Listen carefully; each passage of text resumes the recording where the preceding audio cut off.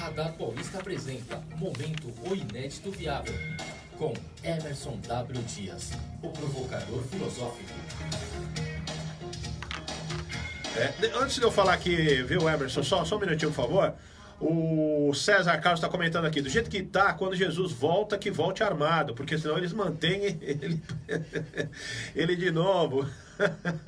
A Sandra Israel diz o seguinte: mais armas podem não resolver, mas punição mais rígida, e por que não? Pena de morte pode resolver sim.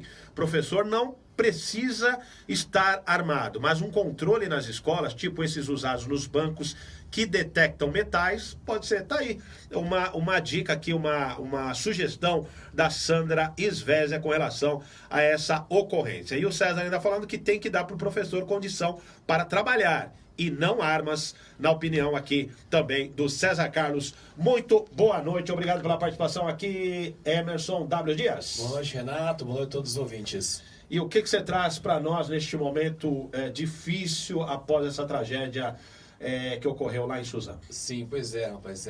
Eu vou falar sobre o discurso do método hoje. Era uma pauta que também já tinha um tempo pensando, e aí, depois desse acontecimento, acho que... E até a toda a sua fala aqui nos seus primeiros 15 minutos de programa, eu acho que vem casar com o que eu quero trazer aqui hoje, né? Certo, Discurso do Método. Discurso do Método, né? O Discurso do Método é um livro do René Descartes, que é de 1637, ou seja, tem 382 anos já. E é um livro que marca a ciência moderna, né? Eu brinco, assim, sempre que eu falar de Descartes, eu falo que o livro ajuda a evitar o paralogismo, né? Porque paralogismo ninguém sabe o que é. A próxima pergunta é o que é paralogismo. É verdade. E o paralogismo é um raciocínio falso.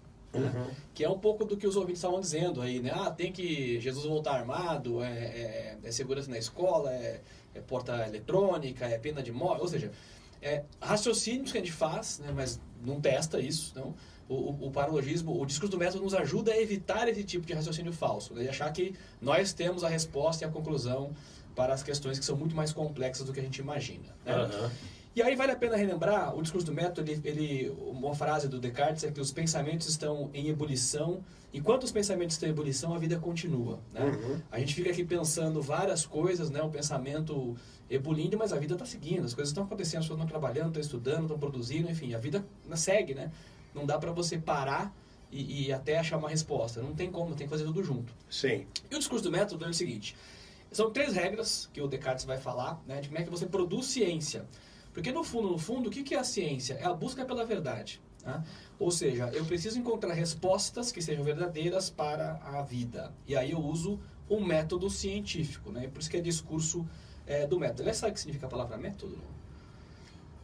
Sim, do ponto de vista científico da palavra, eu não faço nem ideia. Método é a fusão de 2 palavras, que é metá e odós, né? O metá é o para além, né? A gente fala metafísica, né? Ou seja, além do físico, né? E o odós é o caminho, né? Então, meta é o caminho para o além, né? Para você chegar a alguma coisa, você precisa de um método. Então, o Descartes vai falar isso. Como é que consiste o método? Primeiro, não aceitar nada como verdadeiro sem antes ter passado pelo crivo da razão. Ou seja, contestar as coisas, né, e não sair achando que tem uma resposta. E ele fala o seguinte: você tem que traduzir isso, né, numa atitude que evite a precipitação. Ou seja, o pensamento não seja tomado por paixões ou se deixe guiar por preconceitos, o que implica uma ordem a ser seguida. No momento desse é muito difícil você não ter paixões para dar opiniões, né? Então, eu acho que o primeiro passo para você produzir ciência é você tentar se afastar um pouco da paixão para olhar as coisas de uma maneira mais equilibrada e menos afetiva. Embora seja muito complicado, porque todos nós somos seres de afeto, né? Então, mas você tem que ter esse olhar um pouco mais neutro em relação às coisas, né? Certo. A segunda regra é: tudo que parece complexo deve ser dividido em tantas partes simples quanto possíveis. Ontem eu vi, né, o General Mourão dizendo que a questão era o videogame, etc. Hoje as pessoas falam que é por conta das armas e tal. Na realidade, você tem que olhar isso e quebrar esses pedacinhos, né? Porque pode ser um pouco de cada uma dessas coisas, pode ser que nada dessas coisas tenha relação. Ou seja, é muito difícil você dizer, é o videogame, mas quantas crianças jogam videogame e não mata ninguém, né? Sim. Então, assim, é muito difícil você dizer que você tem a resposta e a causa-efeito, né? Então, acho que tem que separar as coisas em pequenos pedaços, né? Tem a questão da vigilância, tem a questão da iluminação, tem a questão da iluminação, porque, né, as coisas são perigosas, etc. Mas tem uma questão básica, que é você ter uma biblioteca decente numa escola, você ter a proximidade da comunidade com a escola, com os professores, com a família, o pai e a mãe participar da educação da criança dentro da escola. Ou seja, são muitas partes complexas que a gente tem que quebrar elas pedacinho por pedacinho e para cada uma delas buscar uma solução dentro do que Descartes nos ensina há 400 anos atrás. Né? A terceira regra é, uma vez que você fez esse processo de simplificação, você tem que ter um ordenamento, ou seja, tem que ir passo a passo e testando as coisas, né?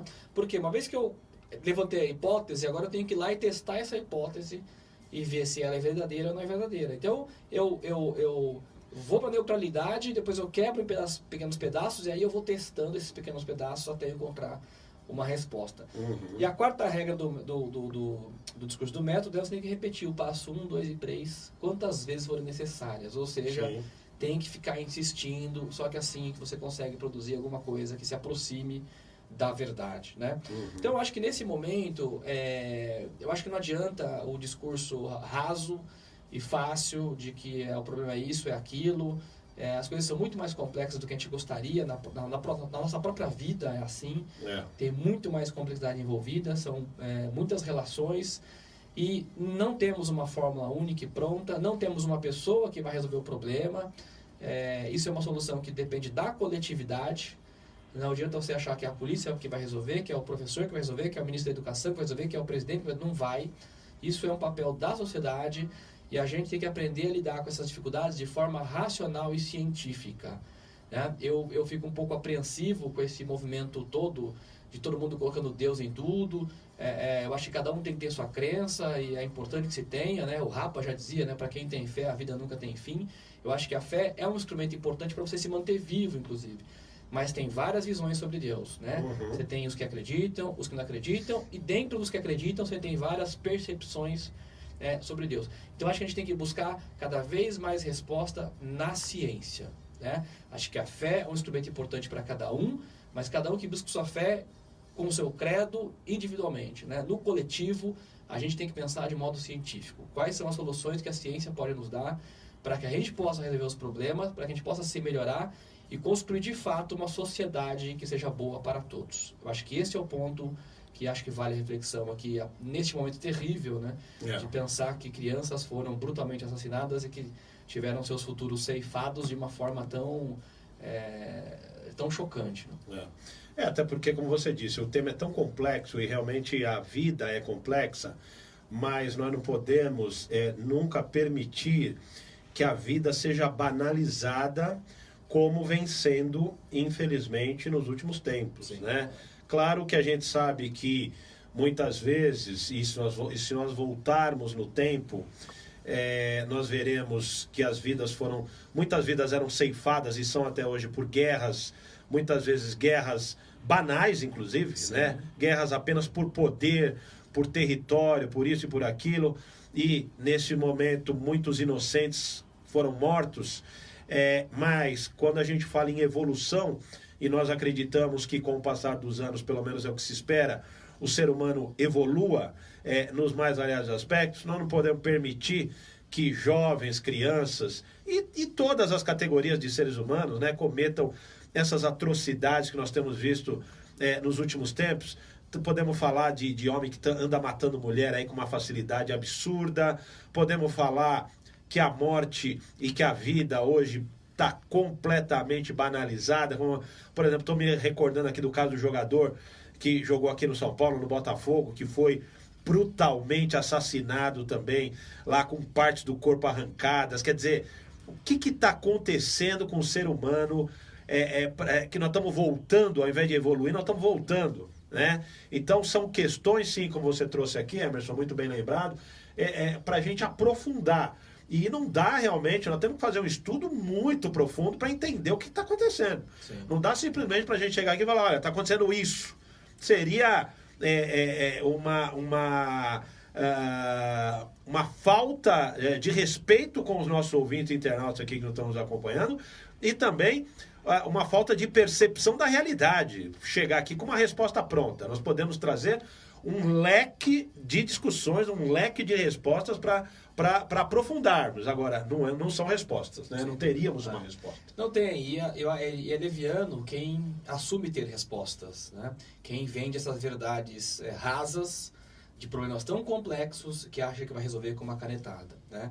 É nessa hora que a gente percebe o quão falso é esse tipo de discurso, essa ideia de soluções simples e que tem um salvador da pátria.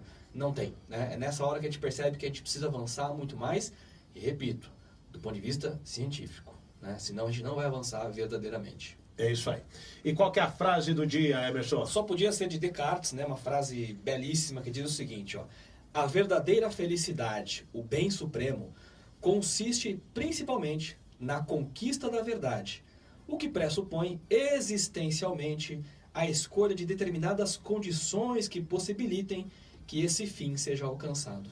É o que se espera aí, que se alcance aí a busca da verdade, se é que vamos encontrar uma verdade em tudo isso. Exato. Bom, Emerson, deixe seus contatos aqui para os nossos ouvintes e internautas. O site é www.oineditoviável.com.br. Nas redes sociais é só procurar O Inédito Viável no Facebook e Instagram. E no YouTube, o canal Inédito Viável, você tem acesso a todo o conteúdo que a gente fala aqui às quintas-feiras no Radar Paulista. É isso aí, então te aguardo aqui semana que vem, né, Emerson? Novamente. Semana que vem, sim. Semana que vem eu tenho um compromisso. Vamos tentar fazer o programa em outro dia da semana. Tá fugindo da raia já. Tá fugindo da raia já. Porque semana que vem eu vou tomar posse lá na diretoria da NEFAC. Você tá famoso, o cara tá famoso. Caiu na quinta-feira. Eita, veio pro Radar Paulista, ó. Há 3 anos, já foi pra tudo quanto é lugar, jornal por aí, Globo News, não sei o quê. Tá nessa linha aí. E agora já, ó, presidente e diretor da NEFAC. Glória a Deus. Glória a Deus. Aprendi com Descartes. É isso aí. Aprendi com Descartes. Tá certo, já deixou os contatos? Já deixei os contatos, mas... Então aí o dia a gente... Inédito Viável nas redes sociais, só procurar aí. Aí a gente combina aí o dia que você participa semana que vem. Exato. Falou? Tá bom. Valeu, um abraço. Abraço, Renato. E a Sandra comentando o seguinte: Deus está quietinho lá olhando, Ele nos deu inteligência, livre-arbítrio e discernimento, então temos que fazer a nossa parte. Nem tudo que acontece deve ser atribuído a Deus ou ao diabo. 6h33 e também a Marisa Mariá conosco. Boa tarde, Renato. Boa tarde para você também, Marisa.